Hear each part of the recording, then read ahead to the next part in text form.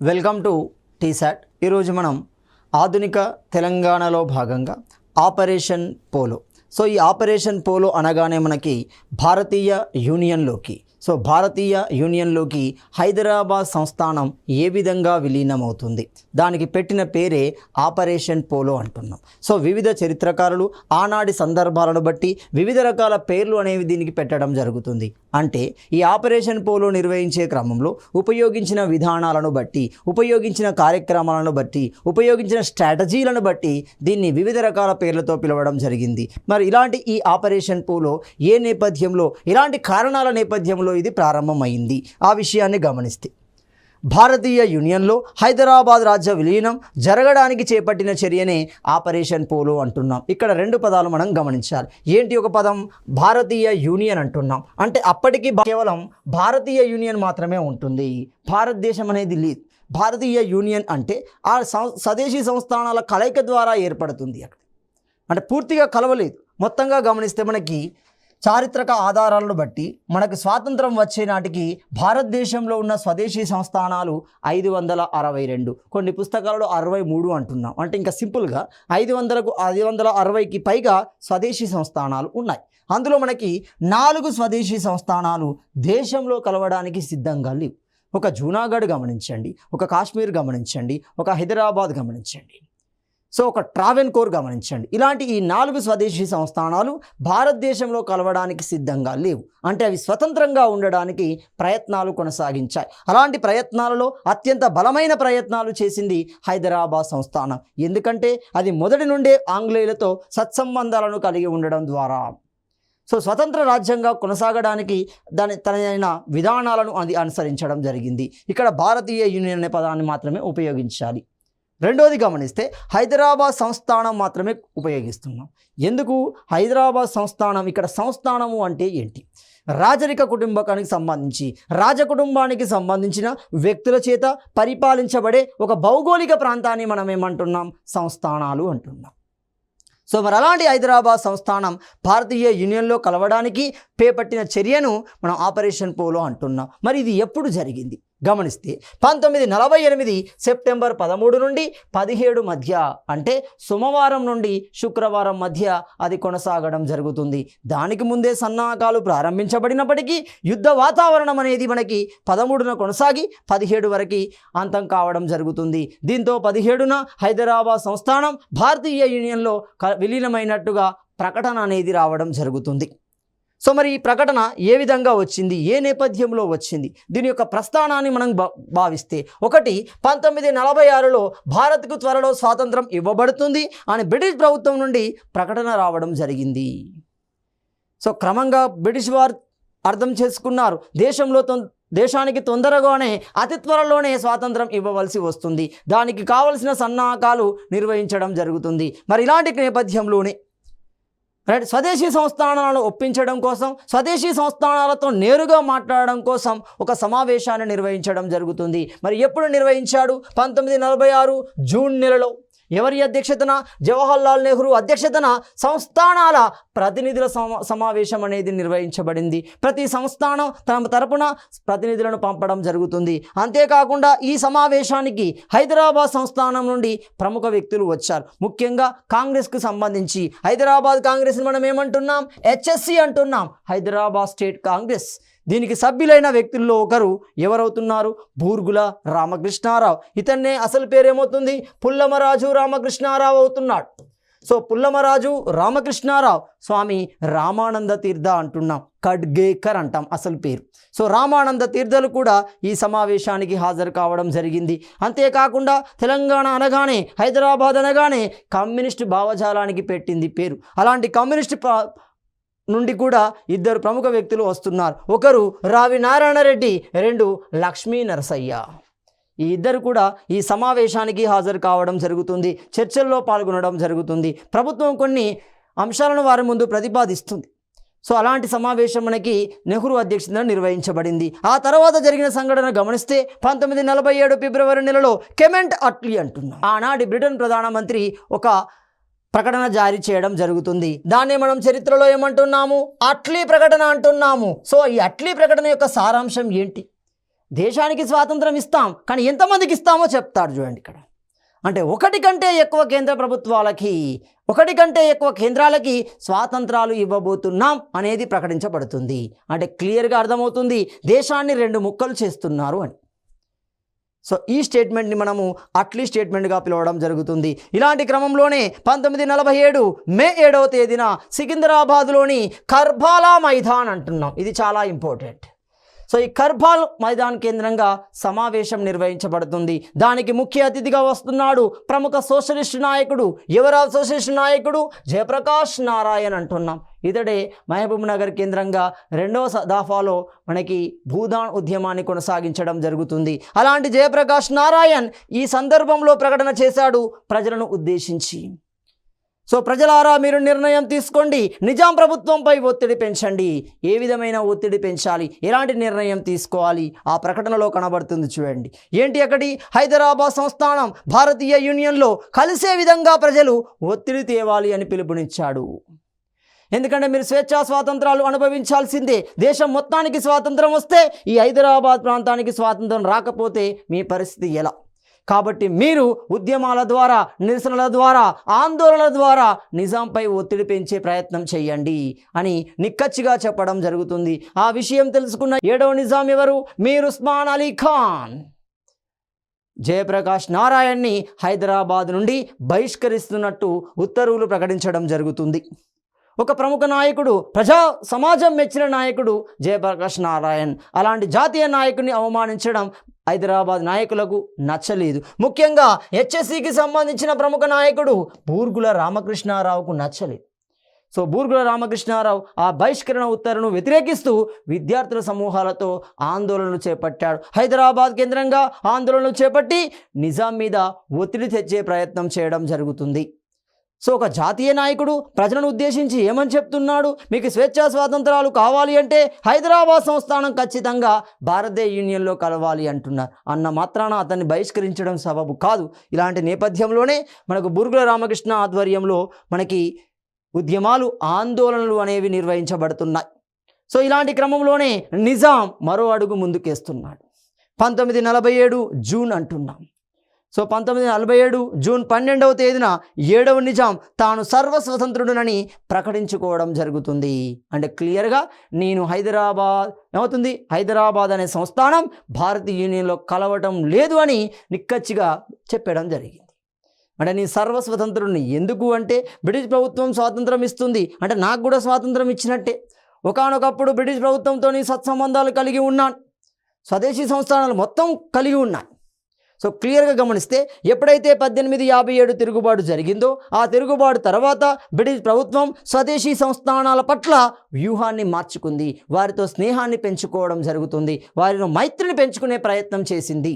వారికి స్వేచ్ఛా స్వాతంత్రాలు ఇస్తూనే వారి మద్దతును కూడగట్టుకునే ప్రయత్నం చేయడం జరిగింది ఆనాటి బ్రిటిష్ ప్రభుత్వం. కాబట్టి నేను సర్వస్వతంత్రుడిగా ఉంటాను. ఒక రాజ్యానికి కావలసిన, ఒక దేశానికి కావలసిన అన్ని వనరులు నా దగ్గర ఉన్నాయి. అది రవాణా పరంగా, పారిశ్రామిక పరంగా, సామాజిక పరంగా, రాజకీయ పరంగా, ఆర్థిక పరంగా గమనించిన ఏ రంగాలలో కూడా నేను తీసిపోకుండా ఉన్నాను. కాబట్టి నేను సర్వస్వతంత్రుడిగానే ఉంటాను అంటున్నాడు. అసలు ఈ ప్రకటన వెనుక ఉద్దేశం ఏంటి? ఈ ప్రకటన వెనుక ఉద్దేశాన్ని కనుక గమనిస్తే 1946లో వచ్చిన వ్యక్తి దీనికి ప్రధాన కారకుడు అవుతాడు. మరి 1946లో ఏం జరిగింది అంటే 1946వ సంవత్సరంలో మనకి MIM అంటుంది. సో ఈ మజ్లిస్ ఇత్తేహాదుల్ ముస్లిమన్ సంస్థకి నాయకుడిగా, అధ్యక్షుడిగా కాసిం రజ్వీ నియమించబడ్డాడు. చాలా చాలా ఇంపార్టెంట్. కాసిం రజ్వీ అంటున్నాం.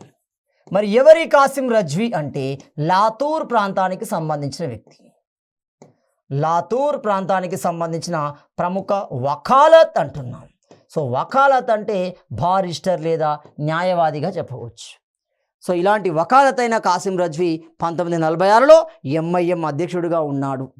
మత విధానాలను ప్రోత్సహిస్తున్నాడు. నిజాంను తన కంట్రోల్లోకి తీసుకోవడం జరుగుతుంది. నిజాం, నీ వెంట నేను ఉన్నాను, నేను చెప్పినట్టుగా వింటే నీకేమవుతుంది? పలనాడు అవుతుంది. భారతీయ చరిత్రలో ఒకానొక సందర్భంలో ఢిల్లీ రాజ్యం, ఒకానొక సందర్భంలో మొఘల్ సామ్రాజ్యం ఏర్పడింది, పూర్తి భారతదేశాన్ని పరిపాలించింది. అలాంటి స్థాయిలోకి నిన్ను తీసుకెళ్తాను. క్రమంగా అతని ప్రభావానికి లోనైన 7వ నిజాం తాను సర్వస్వతంత్రుడునని జూన్ 12వ తేదీన ప్రకటించడం జరుగుతుంది. ఈ ప్రకటన రెండోసారి కూడా ప్రకటిస్తాడు ఆగస్టు నెలలో. సో మరి ఇలాంటి క్రమంలోనే జరిగింది. ఈ సందర్భంలోనే జాతీయ స్థాయిలో జరుగుతున్న సంఘటన ఏంటి? 1947 జూన్ 3న జరిగిన సంఘటన. దాన్ని మనము మౌంట్ బాటన్ పథకము అంటున్నాం. ఇది చాలా చాలా ఇంపార్టెంట్. సో ఈ మౌంట్ బాటన్ ఎవరు? భారతదేశానికి చివరి బ్రిటిష్ గవర్నర్ జనరల్గా ఉంటున్నాడు. స్వతంత్ర భారతదేశానికి మొట్టమొదటి బ్రిటిష్ గవర్నర్ జనరల్గా ఉంటున్నాడు. ఈ 2 పొజిషన్లో ఇతడే ఉంటాడు చూడండి, మౌంట్ బాటన్. సో ఈ మౌంట్ బాటన్ యొక్క సెక్రటరీ మనకు కావాల్సిన వ్యక్తి విపి మీనన్ అంటున్నాం. సో ఈ విపి మీనన్ చాలా చాలా ఇంపార్టెంట్. ఈ విపి మీనన్ ఈ మౌంట్ బాటన్ పథకం రచించడంలో అసలు పూర్తిగా రూపొందించిందే విపి మీనన్. సో అలాంటి విపి మీనన్ సర్దార్ వల్లభాయ్ పటేల్కి కార్యదర్శిగా, సెక్రటరీగా కూడా పనిచేస్తాడు. అంటే ఉప ప్రధాని హోదాలో, హోమ్ మినిస్టర్ హోదాలో ఉన్న సర్దార్ వల్లభాయ్ పటేల్కి ఎవరు? విపి మీనన్ కార్యదర్శిగా లేదా సెక్రటరీగా ఉంటున్నాడు. అంతేకాకుండా ఆపరేషన్ పోలో సందర్భంలో పూర్తి నిర్ణయాలు తీసుకున్న వ్యక్తుల్లో మొదటి వ్యక్తి విపి మీననే. అంటే విపి మీనన్ సలహా మేరకే సర్దార్ వల్లభాయ్ పటేల్ చాకచక్యంగా హైదరాబాద్ సంస్థానాన్ని భారతీయ యూనియన్లో కలపగలిగాడు. సో దానికి కూడా పథకాన్ని రూపొందించింది, వెనుక నుండి రూపొందించింది కూడా విపి మీనన్ అవుతాడు. సో విపి మీనన్ కార్యదర్శిగా ఉన్న మౌంట్ బాటన్ పథకాన్ని 1947 జూన్ 3న ప్రకటించడం జరుగుతుంది. సో మరి ఇలాంటి క్రమంలోనే హైదరాబాద్ సంస్థానం నిజాం ఒక కంప్లైంట్ని యుఎన్ఓలోకి తీసుకెళ్లే ప్రయత్నం చేశాడు. ఒక కంప్లైంట్ని మౌంట్ బాటన్ దగ్గరికి తీసుకెళ్లే ప్రయత్నం చేశాడు. ఎందుకంటే మౌంట్ బాటన్ రూపంలోనే దేశానికి స్వాతంత్రం వస్తుంది. ఇతనితో చర్చలు జరిపితే నా స్వతంత్రత ఉండే అవకాశం ఉంటుంది. కాబట్టి మౌంట్ బాటన్తో చర్చలు జరపడానికి ఒక కమిటీని ఏర్పాటు చేస్తున్నాడు. మరి ఆ కమిటీలో ఉన్న సభ్యులు గమనిస్తే ఒకరు మోహిని, నవాజ్ జంగ్, అబ్దుల్ రహీం, చిత్తారి నవాబ్, అలీ అహ్మద్. ఇలాంటి నలుగురితో కూడిన ఒక కమిటీ ఎవరి దగ్గరికి? మౌంట్ బాటన్ దగ్గరికి వెళ్తుంది. మౌంట్ బాటన్తో చర్చలు జరపగానే మౌంట్ బాటన్ క్లియర్ కట్గా చెప్తున్నాడు, నా చేతిలో ఏమీ లేదు, పూర్తిగా నెహ్రూ చేతిలోనే ఉంది. కాబట్టి నెహ్రూతో మాట్లాడడానికి కావాల్సిన సదుపాయాన్ని నేను కల్పిస్తాను. నా సమక్షంలోనే మీ ఇద్దరి మధ్య మంతనాలు చేసుకోండి, మీ మధ్య ఒక సహ్యతని ఏర్పాటు చేసుకోండి అంటున్నాడు. సో మొత్తంగా నెహ్రూ అంటే మౌంట్ బాటన్ సమక్షంలో ఇటు నెహ్రూ, అదేవిధంగా ఇటు 7వ నిజాం అన్నట్టు అర్థం. వాళ్ళిద్దరు నేరుగా పాల్గొనప్పటికీ అటు భారతీయ ప్రభుత్వం నుండి వచ్చిన కమిటీనే, ఇక్కడి ఎవరు నిజాం నుండి వచ్చిన కమిటీనే అవుతుంది. కానీ ఈ ఇద్దరి మధ్య చర్చలు అనేవి ప్రారంభమవుతాయి. ఆ చర్చల ఫలితమే మనకి స్టాండ్ స్టిల్ అగ్రిమెంట్ అంటున్నాం. ఆ పేరులోనే కనబడుతుంది చూడండి, యథాస్థితి ఒడంబడిక అంటాం. అంటే ఏంటి? యథాస్థితి ఒడంబడిక అంటున్నాం. బాగా గమనించండి. 1947 స్వాతంత్రానికి పూర్వం స్వదేశీ సంస్థానాలకి మరియు బ్రిటిష్కి మధ్య ఏ విధమైన సంబంధం అయితే ఉందో, ఏ విధమైన వ్యవహారాలు అయితే కొనసాగుతున్నాయో అలాంటి సంబంధమే స్వాతంత్రం అనంతరం కొనసాగుతుంది. ఎవరెవరికి మధ్య? హైదరాబాద్కి, భారత ప్రభుత్వానికి మధ్య. దాన్ని మనము యథాస్థితి ఒడంబడిక అంటున్నాం, లేదా స్టాండ్ స్టిల్ అగ్రిమెంట్ అంటున్నాం. మరి ఎప్పుడు కుదిరింది? గమనిస్తే 1947 నవంబర్ 29న ఇది కుదరడం జరుగుతుంది. మరి ఈ ఒడంబడికలో ఏమున్నాయి?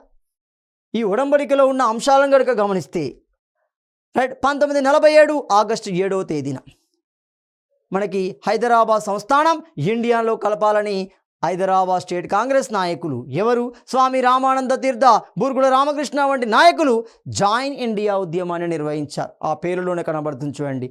జాయిన్ ఇండియా ఉద్యమము అంటే ఎందులో కలవాలి? ఇండియాలో కలవాలి. నిజాం లేదా హైదరాబాద్ సంస్థానం ఇండియాలో కలవాలి అనేదే మనకు జాయిన్ ఇండియా ఉద్యమము అవుతుంది. సో ఆ జాయిన్ ఇండియా ఉద్యమాన్ని ఆగస్టు 7న ప్రకటించాడు. ఇక్కడ క్లియర్గా గమనించండి. ఆగస్టు 8 అనగానే 1942 ఆగస్టు 8 అనగానే మనకేమొస్తుంది? క్విట్ ఇండియా వస్తుంది.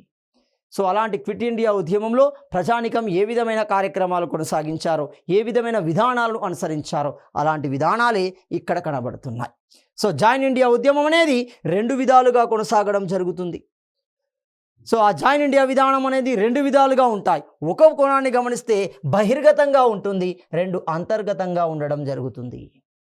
సో బహిర్గత అంతర్గత రూపాలలో వివిధ కార్యక్రమాల ద్వారా జైన్ ఇండియా ఉద్యమాన్ని కొనసాగించి నిజాంపై ఒత్తిడి తెచ్చే ప్రయత్నం చేయడం జరుగుతుంది. ఇలాంటి క్రమంలోనే 7వ నిజాంపై కూడా దాడి కూడా జరుగుతుంది, బాంబు దాడి కూడా జరుగుతుంది. అంటే అంతర్గత కోణంలో భయపట్టించే ప్రయత్నం చేశారు, బహిర్గత కోణంలో ప్రజానికం నుండి వ్యతిరేకత తెలియజేయడం జరుగుతుంది. అది మనకి జైన్ ఇండియా ఉద్యమం అనేది కొనసాగుతుంది. సో మరి ఇలాంటి క్రమంలోనే యథాస్థితి ఒప్పందం అక్కడ కుదురుతుంది. దాని మీద ఎవరు సంతకాలు చేశారు అంటే ఇక్కడ క్లియర్గా 7వ నిజాం మీర్ ఉస్మాన్ అలీ ఖాన్, జవహర్లాల్ నెహ్రూ సంతకం చేయడం జరుగుతుంది. భారత ప్రభుత్వం తరపున జవహర్లాల్ నెహ్రూ, అదేవిధంగా హైదరాబాద్ సంస్థానం తరపున మీర్ ఉస్మాన్ అలీ ఖాన్. ఎవరు ఇతడు 7వ నిజాం అవుతున్నాడు. మొత్తం ఎంతమంది నిజాములు ఉన్నారు? కేవలం 7 మంది నిజాములు మాత్రమే ఉన్నారు. మొత్తం సుల్తానులు ఎంతమంది ఉన్నారు?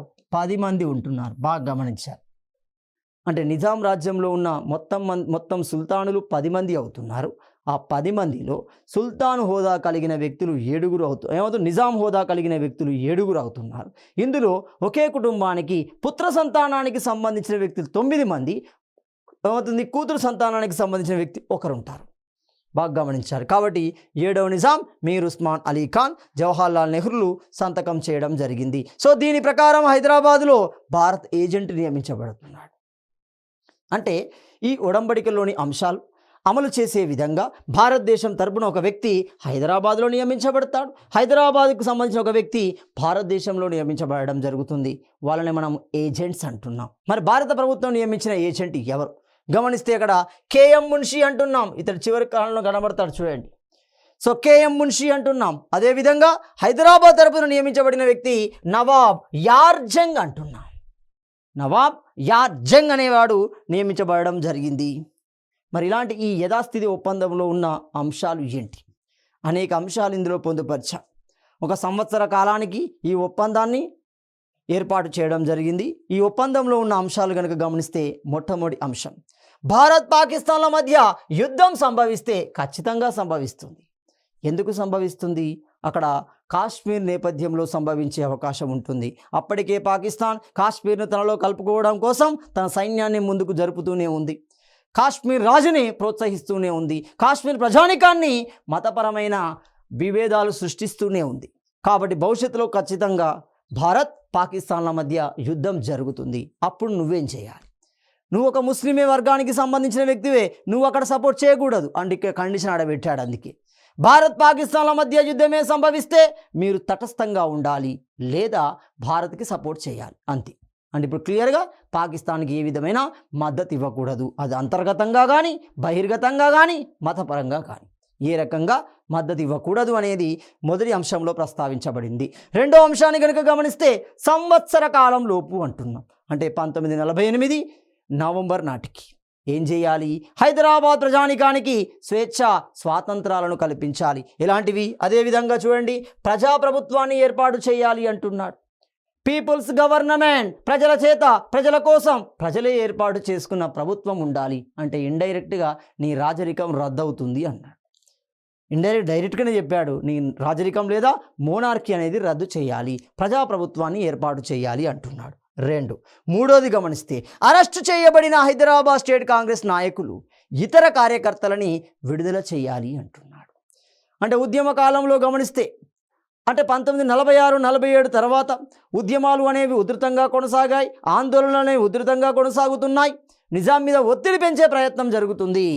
సో ఇలాంటి క్రమంలో హైదరాబాద్ని భయకంపితులను చేసి తమ చెప్పు చేతుల్లో ఉంచుకోవడం కోసం రజాకారులు ఇష్టానుకూలమైన చర్యలు చేపట్టడం జరుగుతుంది.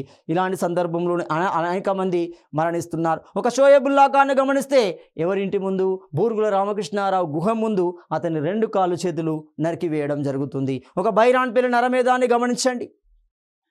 సో మొత్తంగా భయకంపితులను చేస్తూ హైదరాబాద్ ప్రజలను తమ చెప్పు చేతుల్లో ఉంచుకునే ప్రయత్నం చేశారు. అనేక మందిని జైల్లో నిర్బంధించడం జరుగుతుంది. అలాంటి వారిని విడుదల చేయాలి అంటున్నాడు.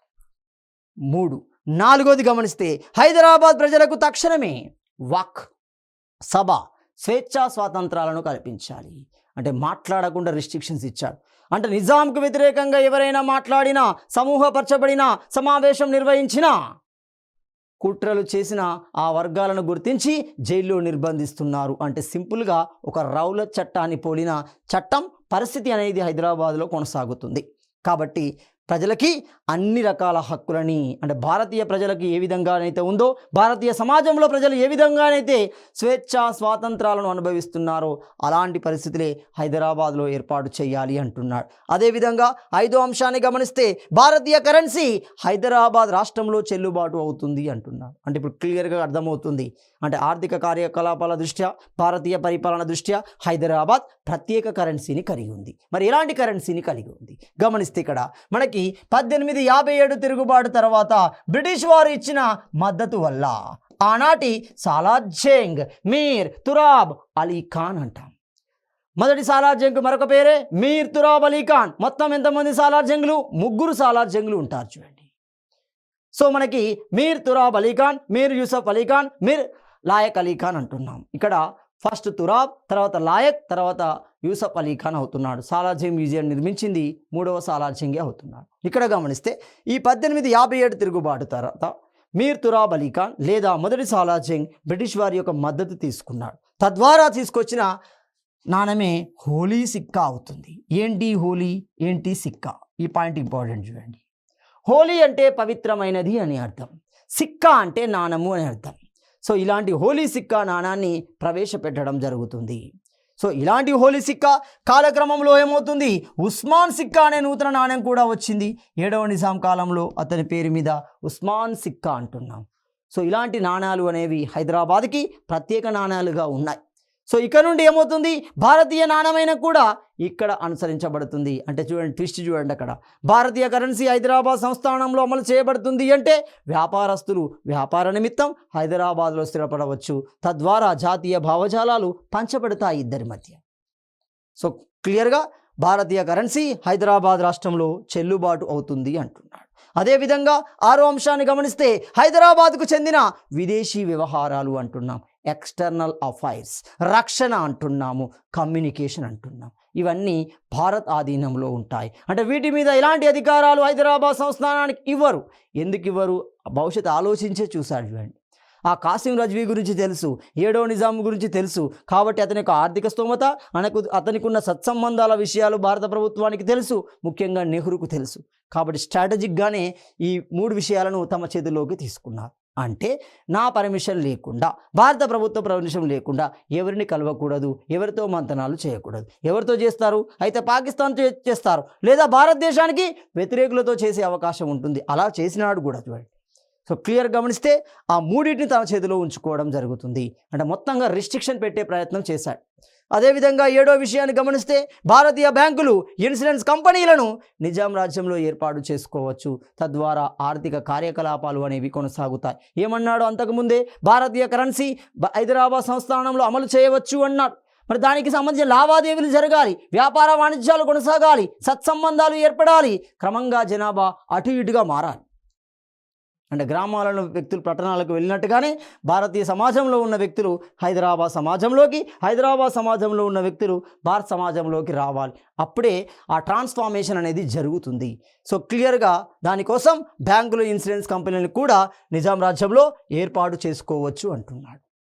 సో మొత్తంగా ఇలాంటి అంశాలను ప్రధాన అంశాలుగా చేరుస్తూ యథాస్థితి ఒప్పందాన్ని చేయడం జరుగుతుంది. మరి ఇలాంటి క్రమంలోనే 7వ నిజాం యొక్క చర్యలను ఖండిస్తూ, 7వ నిజాం తీసుకుంటున్న కార్యక్రమాలను ఖండిస్తూ, అతడు సృష్టిస్తున్న భయాపాతాన్ని ఖండిస్తూ ఒక నిర్ణయం తీసుకోబడుతుంది. ఆ నిర్ణయమే 7వ నిజాంపై బాంబు దాడి అంటున్నాం. మరి ఎవరు నిర్ణయించారు?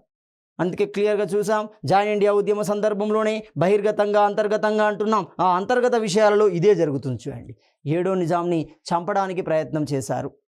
సో చంపడానికి ప్రయత్నం జరుగుతుంది. 1947 డిసెంబర్ 4న హైదరాబాద్లోని కింగ్ కోటి ప్యాలెస్ వద్ద ఆర్య సమాజ్కు సంబంధించిన, సో ఈ ఆర్య సమాజ్కు సంబంధించిన ప్రముఖ శాఖ క్రాంతికార్ దళ సభ్యుడు ఎవరు?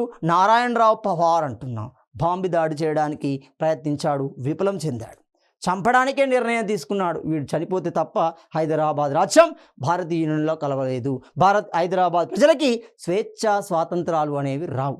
అంత స్థాయిలోకి వెళ్ళిపోయారు చూడండి. ఒకానొకప్పుడు బ్రిటిష్ సందర్భంలో ఒక భగత్ సింగ్, ఒక రాజగురు, ఒక సుఖదేవ్, ఒక చంద్రశేఖర్ ఆజాద్లను గమనించండి. అలాంటి వ్యక్తి నారాయణ్ పవార్. అందుకే హైదరాబాద్ ప్రజలు నారాయణ్ పవార్ను ఎవరితో పోల్చారు? హైదరాబాద్ భగత్ సింగ్తో పోల్చడం జరుగుతుంది. అలాంటి ప్రయత్నం డిసెంబర్ 4లో వచ్చింది. మరి ఈ ప్రయత్నంలో నారాయణ పవర్కి సహకరించిన వ్యక్తులు ఎవరు? నిందితులుగా గుర్తించబడిన వ్యక్తులు కొండా లక్ష్మణ బాపూజీ కూడా నిందితుడిగా గుర్తించబడతాడు. విషయం గమనించండి, ఇందులో జగదీష్ గండయ్య అతనికి సహకరించడం జరుగుతుంది. సైకిల్ కానీ మందుగుండు సామాగ్రి కానీ తీసుకెళ్లడానికి కావాల్సిన సహాయ సహకారాలు అందిస్తారు. అలాంటి సహకారాలు అందించడంలో ప్రధాన వ్యక్తిగా ఉన్నాడు కొండా లక్ష్మణ బాపూజీ. ఇతడు ఎన్నో నిందితుడిగా 7వ నిందితుడిగా గుర్తించబడడం జరిగింది. కొండా లక్ష్మణ బాపూజీనే చరిత్రలో బాపూజీ అంటున్న తెలంగాణ కురువృద్ధుడుగా పిలవడం జరుగుతుంది. 1969 ఉద్యమంలో మొదటిసారిగా తన రాజకీయ ప్రస్థానానికి మంత్రి పదవికి రాజీనామా చేసిన మొదటి వ్యక్తిగా కొండా లక్ష్మణ బాపూజీ ఉన్నాడు. ఇలాంటి సమూహం ఫలితంగా 7వ నిజాంపై బాంబు దాడి ప్రయత్నం జరుగుతుంది. త్రుటిలో 7వ నిజాం తప్పించుకుంటున్నాడు. సో అందుకే నారాయణ పవర్ ఏమయ్యాడు? హైదరాబాద్ ప్రజల భగత్ సింగ్గా పిలువబడడం జరుగుతుంది. మరి ఇలాంటి యథాస్థితి ఒప్పందంపై వివిధ రకాల వ్యక్తులు, వివిధ రకాల పత్రికలు కామెంట్స్ కూడా ఇవ్వడం జరిగింది. మరి ఇలాంటి కామెంట్స్ ఇచ్చాయి. గమనిస్తే ప్రీ ప్రెస్ జర్నల్ అంటున్నాం. సో ఈ ప్రీ ప్రెస్ జర్నల్ అనే పత్రిక ఏమంటుంది? ఈ ఒప్పందం సంస్థాన ప్రజలని నిజాం దయాదాక్షణ్యాలపై వదిలివేసింది అంటున్నాడు. అంటే నిజాం దయాదాక్షణ్యాలు, అవును వాడు ఇస్తేనే వస్తుంది చూస్తున్నాయి. అంటే ఇక్కడ క్లియర్గా గమనిస్తే స్వేచ్ఛా స్వాతంత్రాలను, వాక్కు స్వేచ్ఛలను కల్పించాలి అన్నాడు. నిజాం అనుకుంటేనే ఇవ్వచ్చు, లేకపోతే లేదు. అంటే సింపుల్గా చెప్పింది, నిజాం సంస్థాన ప్రజలని నిజాం ఏమవుతుంది? ఆ నిజాం సంస్థాన ప్రజలని నిజాం దయాదాక్షిణ్యాలకు వదిలివేసింది, అతని ఇష్టానుసారానికి వదిలివేసింది. ఏమంటుంది? Pre press journal. అదేవిధంగా మద్రాస్ మాతృభూమి పత్రిక ఏమంటుంది? ఈ ఒప్పందం ఒక మ్యూనిచ్ బిట్రాయల్ అంటుంది. ఒక మ్యూనిచ్ ఒప్పందాన్ని పోలి ఉంది అంటున్నాడు. అదేవిధంగా జయప్రకాష్ నారాయణ ఏమంటున్నాడు? హైదరాబాద్ ప్రజలకి 1 సంవత్సర కాలం, హైదరాబాద్ సంస్థానానికి 1 సంవత్సర పుణ్యకాలం ఉచితంగా లభించింది. ఇంకొక సంవత్సరం ఉండే అవకాశం, రాజరికం కొనసాగించే అవకాశం నిజాంకు దక్కింది అని చెప్పాడు. లేకపోతే ఎప్పుడో గుంజుకోవాల్సిందే. కానీ ఇప్పుడు ఏమవుతుంది? ఇంకో సంవత్సర కాలం అతను రాజుగా కొనసాగడానికి, రాజరికాన్ని కొనసాగించడానికి అవకాశం, పుణ్యకాలం వచ్చింది అని చెప్తున్నాడు. అదే క్రమంలో ప్రీ ప్రెస్ జర్నల్ అంటున్నాం. ప్రీ ప్రెస్ జర్నల్ మరో స్టేట్మెంట్ ఇచ్చింది. ఏమని? ఇత్తెహాద్ తోడేలు ముందు హైదరాబాద్ ప్రజలని అప్పగించినట్లు అవుతుంది. అంటే ఇత్తెహాద్ ముస్లింని ఏమంటున్నాడు? ఎంఐఎంని ఏమంటున్నాడు? ఒక తోడేలుతో పోల్చడం జరుగుతుంది. అక్కడ పార్టీని పోల్చలేదు, ఆ పార్టీ అధ్యక్షుని పోలుస్తున్నాడు. కాసిం రజు అలాంటి వ్యక్తి, అవసరానుగుణంగా మారే వ్యక్తి, కాబట్టి ఆ వ్యక్తిని పోలుస్తున్నాడు. మొత్తంగా ఇత్తెహాదు తోడేలు ముందు హైదరాబాద్ ప్రజలని అప్పగించినట్లు అవుతుంది. అలాంటి క్రమంలోనే హైదరాబాద్ సంస్థానంలో మ్యూనిచ్ ఒప్పందం మళ్ళీ పునరావృతం అవుతుంది. ఇలాంటి అనేక రకాల స్టేట్మెంట్లు అనేక పత్రికల నుండి, వ్యక్తుల నుండి రావడం జరిగింది. అదేవిధంగా ఎంఐఎం నాయకుడిగా నియమించబడిన కాసిం రజ్వీ అండతో 7వ నిజాం ఒప్పందాన్ని ఉల్లంఘించే ప్రయత్నం చేశాడు. మరి ఏ విధంగా ఒప్పందాన్ని ఉల్లంఘించాడు? ఒప్పందం ఉల్లంఘించాలి అంటే దేశంతో యుద్ధాన్ని కోరుకోవాల్సిందే, యుద్ధానికి తయారు కావాల్సిందే. తయారు కావాలి అంటే ఆయుధ సామాగ్రి కావాలి, మద్దతు కావాలి, ధనం కావాలి. ఈ మూడింటిని సమకూర్చుకునే ప్రయత్నం చేయడం జరుగుతుంది. ఆ ప్రయత్నంలో భాగంగానే ఇంగ్లాండ్, అమెరికాల సహకారం కోసం ప్రయత్నించడం జరిగింది. వారికి మద్దతుగా లేఖలు రాశారు, కానీ వాళ్ళ నుండి ఇలాంటి మద్దతు రాలేదు. నిజాం కెమెంట్ అట్లీని హైదరాబాద్, భారత్ ప్రభుత్వాల మధ్య సమస్య పరిష్కారానికి సహాయం చేయాలని కోరాడు. సో అట్లీని కోరాడు, కానీ అట్లీ ఏమన్నాడు? మీ ఇద్దరి మధ్య మాట్లాడుకొని మీరే ఒక అండర్స్టాండింగ్కి రండి, నేను ఎలాంటి ఇంటర్ఫియరెన్స్ చేయలేను, మధ్యవర్తిత్వం తీసుకోలేను అని చెప్పాడు క్లియర్గా. అంటే సంప్రదింపుల ద్వారానే మీరు మీ సమస్యకి పరిష్కారాన్ని తీసుకోండి, ఎందుకంటే అక్కడ నెహ్రూ ఒత్తిడి ఉంది కెమెంట్ అట్లీ మీద, కాబట్టి ఎలాంటి నిర్ణయం తీసుకోలేదు. 1948 ఆగస్టు 21న బూర్గుల నివాసం ముందు షోయబుల్లా ఖాన్ హత్య చేయబడ్డాడు. 1948 ఆగస్టు 24న సర్ వాల్టర్ మాంగ్టన్ సహాయంతో యుఎన్ఓలో భద్రతా మండలి సెక్రటరీ జనరల్కు భారత్పై ఫిర్యాదు ఇచ్చాడు. ఎందుకు ఇచ్చాడు? మీకు యుఎన్ఓ యొక్క 6 ప్రధాన భాగాలలో గమనిస్తే మనకు ధర్మ కర్తృత్వ మండలి, ట్రస్టీషిప్ కౌన్సిల్ అనేది ఉంటుంది. ఇది ఏంటి? బలమైన రాజ్యాలు అనగా బ్రిటన్, అమెరికా, రష్యా, ఫ్రాన్స్ వంటి రాజ్యాల చేతిలో బలహీనమైన ప్రాంతాలు కావచ్చు, అవి ఏమవుతుంది? దీవులు కావచ్చు, చిన్న చిన్న దేశాలు కావచ్చు, అవి కనుక ఉంటే వాటి యొక్క సంరక్షణ, రక్షణ చేపట్టేది ఈ ధర్మ కర్తృత్వ మండలి ఆధ్వర్యంలో ఉంటుంది. సో ఇక్కడ మన భారతదేశాన్ని గమనిస్తే హైదరాబాద్ స్వదేశీ సంస్థానం, దేశం అవుతుంది. మరి దేశంతో ఇది ఆక్రమించబడుతుందనే భావనని అతను క్రియేట్ చేశాడు, కాబట్టి దానికి పరిష్కారం ఇవ్వాలి.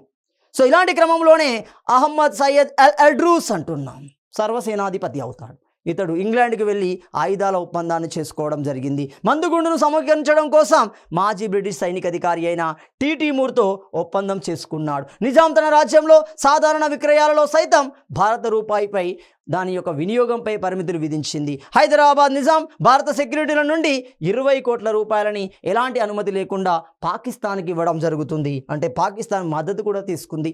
ఆస్ట్రేలియాకు చెందిన సిడ్నీ కాటన్ ఆయుధాల డీలర్ నుండి గోవా మరియు పోర్చుగీస్ గోవా ప్రాంతాన్ని పొందడానికి గోవా ప్రాంతం నుండి ఆయుధాలని సరఫరా చేసుకోవడానికి ఒప్పందాలు కూడా చేసుకున్నారు. ఆ ఒప్పందాల గురించి, ఆ రహస్య ఒప్పందాల గురించి భారత ప్రభుత్వానికి తెలియజేసిన వ్యక్తుల్లో మనకు ఎవరవుతున్నారు? వందే మాతరం రామారావు అవుతున్నాడు. అదేవిధంగా మోతీమహల్, గోల్కొండ, చాదర్ఘట్ కేంద్రంగా ఆయుధాల కర్మాగారాలని 7వ నిజాం ఏర్పాటు చేయడం జరుగుతుంది. ఇలా యుద్ధానికి సన్నాహకాలు ప్రారంభిస్తున్నాడు. ముఖ్యంగా భారతదేశంతో యుద్ధాన్నే కోరుకుంటున్నాడు. కారణం ఏమవుతుంది? 7వ నిజాం వెనుక కాసిం రజ్వీ ఉన్నాడు. మొత్తంగా యుద్ధ వాతావరణం అనేది 1948 సెప్టెంబర్ 13 నుండి 17 మధ్య కొనసాగుతుంది. మొత్తంగా ఓటమి పాలైన హైదరాబాద్ సంస్థానం అంగీకరిస్తుంది భారత యూనియన్లో కలవడానికి. సో తదుపరి అంశాన్ని మనము తదుపరి వీడియోలో చర్చించుకుందాం.